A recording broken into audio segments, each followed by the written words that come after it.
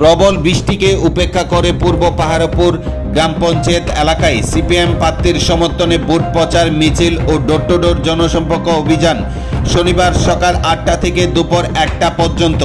জানা যায় আগামী ৮ই আগস্ট ত্রিপুরা রাজ্যে ত্রিস্তর পঞ্চায়েত নির্বাচন এবং ১২ই আগস্ট ভোট গণনা। সেই দিকে লক্ষ্য রেখে সিপাহীজলা জেলায় ত্রিস্তর পঞ্চায়েত নির্বাচনে সিপিআইএম মনোনীত প্রার্থীদের বিপুল ভোটে জয়যুক্ত করার লক্ষ্যে সিপিআইএম এবং কংগ্রেস যৌথভাবে ধনপুর বিধানসভা কেন্দ্রের অন্তর্গত পূর্ব পাহাড়পুর গ্রাম পঞ্চায়েতের ১, ২, ৪ নং ওয়ার্ডে প্রবল বৃষ্টিকে উপেক্ষা করে রবিবার সকাল থেকে দুপুর পর্যন্ত প্রত্যেক বাড়ি বাড়ি ডোর টু ডোর জনসম্পর্ক অভিযান করেন। এদিনের এই ডোর টু ডোর জনসম্পর্ক অভিযানে গিয়ে সিপাহীজলা জেলা পরিষদে সিপিএম এবং কংগ্রেস মনোনীত প্রার্থীদের বিপুল ভোটে জয়যুক্ত করার লক্ষ্যে এদিনে বাড়ি বাড়ি আওয়াজ তোলেন কর্মী সমর্থকরা।